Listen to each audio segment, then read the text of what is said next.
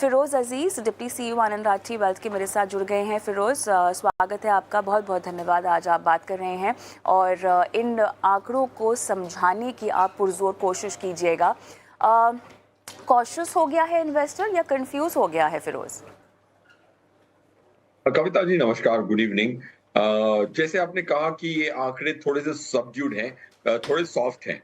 अब 1 हम्म। महीने में मैं ज़रूर ये कह सकता हूँ कि आंकड़े कैसे हैं, बट उसमें इंसानों का बर्ताव आई थिंक वो प्रेडिक्ट करना थोड़ा मुश्किल है, because there is no trend coming out in the last 2 months, point 1। Point 2, एक बुरी खबर ज़रूर है कि भाई अगर 26,628 करोड़ आपने 88 करोड़ टू 26,000 688 करोड़ अगर आपने एसआईपी के माध्यम से कलेक्ट किया, बट टोटल पैसा आया आपके पास सिर्फ 19,000 करोड़ एक्टिव फंड्स में, तो मतलब 7,000 करोड़ रिडीम हुआ है। तो लमसम एचएनआई ने रिडीम किया। अगर मैं सोचूं लमसम एचएनआई करता है, of course it's not the right comparison, but retail अगर एसआईपी के माध्यम से इन्वेस्ट करता है और एचएनआई लमसम करता है, तो एचएनआई ने तो पैसा निकाला है उल्टा, राइट। काफी महीने में ऐसा होता है कि जितने एसआईपी के आंकड़े हैं, टोटल जो होता है एसआईपी आंकड़ों से अच्छा ज्यादा होता है। दैट मींस एचएनआई ने ऐड किया, so that's a bad ratio, right. Second, आपकी जो 19,000 करोड़, उसको आप 32 लाख करोड़ की जो एयूएम से डिवाइड करते हैं तो 0.6% आता है। आपको हर महीने एटलीस्ट एयूएम का 1% तो नया पैसा लाना पड़ेगा, तब जाके ग्रोथ होगी इंडस्ट्री की 20 से 25%। क्योंकि अगर एक महीने में अगर 1% ज्यादा पैसा नहीं लाओगे, 32 लाख करोड़ में 32,000 करोड़ भी नहीं लाओगे, तो 12% साल दर साल नहीं आएगी। फिर मार्केट मूवमेंट की वजह से 10% आ सकता है। तो अगर इंडस्ट्री ने 20% के ऊपर ग्रो करना है, तो महीने का 1% तो आपको नया पैसा लाना पड़ेगा जितनी एयूएम है। ये दोनों आंकड़ों में मे के नंबर खरे नहीं उतरे हैं, दैट्स पॉइंट 1। बट रिटेल निवेशक का वर्ताव जो है वो हैट्स ऑफ है, काबिले तारीफ है। और इतना काबिले तारीफ है कि वो इतना सूझबूझ से अपने इन्वेस्टमेंट्स को सेविंग इंस्ट्रूमेंट मानने लग गया। पहले इन्वेस्टमेंट करते ही देख रहा था कि भाव क्या है, वैल्यू कितनी है, बढ़ा कि नहीं बढ़ा, 6 महीने हो गए, साल भर हो गए। अब जो रिटेल निवेशक है वो कहता है मुझे कोई फर्क नहीं पड़ता, मैं चिट फंडों को पैसा देता था, अब म्यूचुअल फंडों को देता हूँ, 10 साल बाद देखी जाएगी। ये ऐसा जो पैराडाइम शिफ्ट है इंसान की सोच में, जो इंसान कॉमन मैन है इंडियन जो इन्वेस्ट कर रहा है, उसकी सोच में बदलाव आया है। इसीलिए I am very very thrilled that this could be one of the most important variables to predict the long term growth of Indian capital markets. Firoz, थोड़ा सा, क्योंकि आपने बिहेवियरल एनालिसिस से शुरुआत की है इस जवाब की, तो उसी को थोड़ा सा मैं आगे और लेकर जाना चाहती हूँ।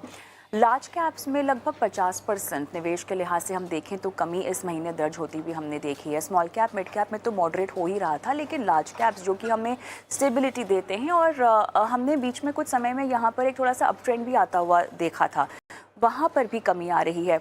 अच्छा, एसआईपी तो बढ़िया चल रही है, लेकिन लमसम को लेकर अब थोड़ी सी रोकथाम यहाँ पर हमें आती हुई दिखाई दे रही है निवेशकों के लिहाज से।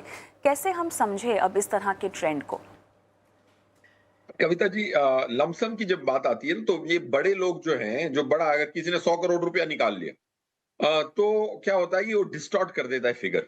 सो मेरा ये मानना है कि जो इंडियन नॉर्मल इन्वेस्टर है, कॉमन इन्वेस्टर है, उसकी समझ और बेहतर हो गई है। क्योंकि देखिए, स्मॉल कैप और मिड कैप में ऐसी कोई तेजी देखने को नहीं मिली। जनवरी से लेके मार्च तक तबाही मची हुई थी स्मॉल कैप में। उसके बावजूद स्मॉल कैप के आंकड़े ठीक आ रहे हैं, मिड कैप के आंकड़े ठीक आ रहे हैं। तो इन्वेस्टर कह रहा है कि भाई, जब मैं कह रहा हूं कि लॉन्ग टर्म इन्वेस्टिंग कर रहा हूं, मैं लॉन्ग टर्म इन्वेस्टिंग कर रहा हूं, और मैं 3-4 महीने स्मॉल कैप में गिरावट की वजह से डरने वाला हूं नहीं। So that's the larger message. रहा सवाल लमसम इन्वेस्टमेंट्स का, लमसम इन्वेस्टमेंट्स नेगेटिव रही हैं। अगर सोचिए कि जो क्या है कि 1,000 रिटेल क्लाइंट एक तरफ और एक एचएनआई एक तरफ आ जाता है जब लमसम की बारी आती है। इसने 10 करोड़ रुपए निकाल लिए अपने पैसे के लिए, टाइमिंग के लिए, तो 2,000-4,000 लोगों के इन्फ्लोस को एक मिनट में, एक क्षण में उसको कैंसिल कर देता है। सो पॉइंट ये कहना चाहता हूं कि फर्दर अगर आप डीप एनालिसिस कर रहे हैं, तो जो हाइपोथेसिस है कि रिटेल निवेशक लॉन्ग टर्म के लिए इन्वेस्ट करने के लिए तैयार हो चुका है, वो ज्यादा वैलिडेट होता है। That's point 1। एचएनआई जो है वो हमेशा गलतियां कर रहा है in terms of market timing. ये जब जैसे हम एचएनआई के बिजनेस में हैं, बड़ी कोशिश से उनको हम ये समझाते हैं कि यार मार्केट गिरे तो उसको बेचने का अवसर ना समझे, खरीदने का अवसर समझे। तो जैसे 7 अप्रैल को ट्रम्प साहब ने कुछ टैरिफ कर दी, तो अगले दिन निफ्टी 3.5% नीचे थी, तो हमने अपने क्लाइंटों से खरीदवाया, ताकि बेचना तो दूर की बात, खरीदवाया। तो एचएनआई को बहुत हैंड होल्डिंग की जरूरत है। वो डायरेक्ट इन्वेस्टमेंट्स करने लगे हैं कॉस्ट के चक्कर में, तो उनका हाथ पकड़ने वाला बुरे दिनों में कम लोग हैं। तो डायरेक्ट रेगुलर से डायरेक्ट लोग गए हैं स्पेशली एचएनआई, बुरे दिन पे उनको कोई संभालने वाला नहीं है। इसीलिए आप देख रहे हैं कि जब मार्केट नीचे गिरती है, जब खरीदना चाहिए, एचएनआई बेच रहा है। So I think that trend needs to change. Point 3, Kavita ji, ये आप बहुत शिद्दत से हर महीने ये टॉपिक लेती हैं।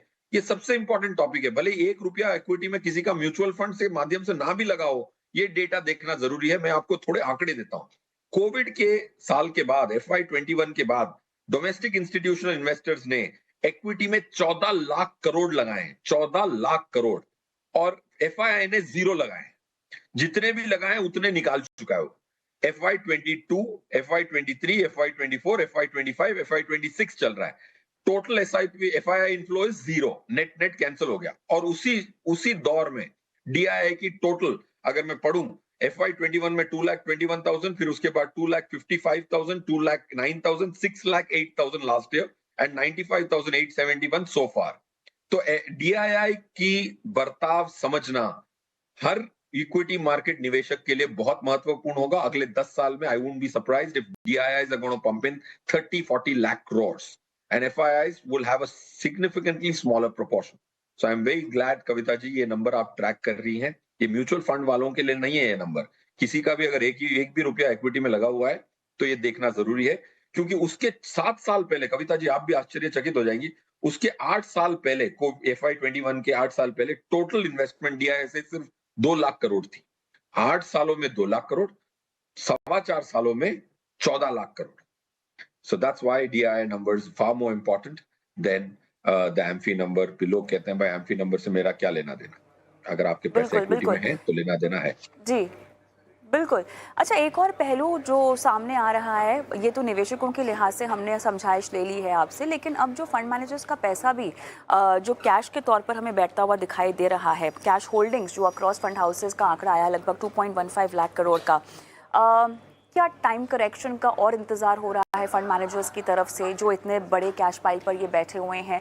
कैसे समझा जाए इस नंबर को, और निवेशकों के लिए फिर किस तरह का मैसेज अब जाता हुआ दिखाई दे रहा है जब वो इस तरह की फिगर देख रहे हैं होल्ड करते हुए फंड मैनेजर्स को? जी, ये नंबर जो है, जैसे आपने कहा 2 लाख करोड़ के ऊपर का नंबर तो बहुत बड़ा दिखता है। हम इंसानों को 1000 करोड़ भी बड़े लगते हैं, बिकॉज वो नंबर ही एब्सोल्यूट टर्म्स में बहुत बड़ा है। तो मैं जब ये नंबर देखता हूँ तो ये कोशिश जरूर करता हूँ कि उसको परसेंटेज में देखूं। अगर मैं total percentage of equity AUM देखूं तो ऑलमोस्ट 40 लाख करोड़ है, एक्टिव पैसिव सब मिला मिलू के। 40 लाख करोड़ पे अगर मैं 2 लाख करोड़ को डिवाइड करूं 2 लाख से 40 लाख में, तो 5-6% की कैश है। Average cash fund manager last 10 साल से अगर आप देखते हैं तो 3.5% की कैश तो रखता ही रखता है। तो अब जो है 6% है या 5% है, तो 1.5-2% की कैश ज्यादा है। 1.5-2% का मतलब है 70-80 हजार करोड़ रुपया ज्यादा उनके पास, एवरेज से ज्यादा की कैश है, विच इज नॉट एस्ट्रोनॉमिकल।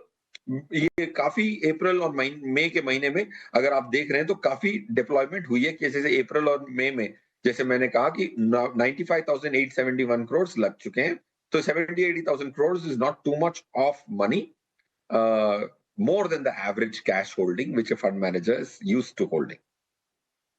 अच्छा, अब क्योंकि हम निवेशकों को थोड़ा सा समझदार भी समझ रहे हैं, क्योंकि एक बहुत ही अच्छा खासा तबका निवेशकों का बाज़ार में आता हुआ हमने देखा है जो काफ़ी हद तक बाज़ार को समझता है। अब जो रिटर्न्स चेज हो रहे हैं अलग अलग कैटेगरीज को अगर हम देखें, जैसे कि आर्बिट्राज में हम देखें तो कमाई हो रही है निवेशकों की, लार्ज कैप्स में क्योंकि हमने थोड़ा सा सबड्यूड मोमेंटम देखा है, लेकिन अब ये पैसा वो कहाँ लेकर जा रहे हैं, कहाँ डाल रहे हैं, अल्फा चेजिंग कहाँ पर हो रही है फिरोज? अगर मैं देखूं तो अल्फा चेजिंग, जैसे आपने कहा कि बहुत इंपॉर्टेंट चीज है। आप एक फंड मैनेजर पैसा इसलिए देते हैं क्योंकि आप एक्स्ट्रा रिटर्न कमा सके।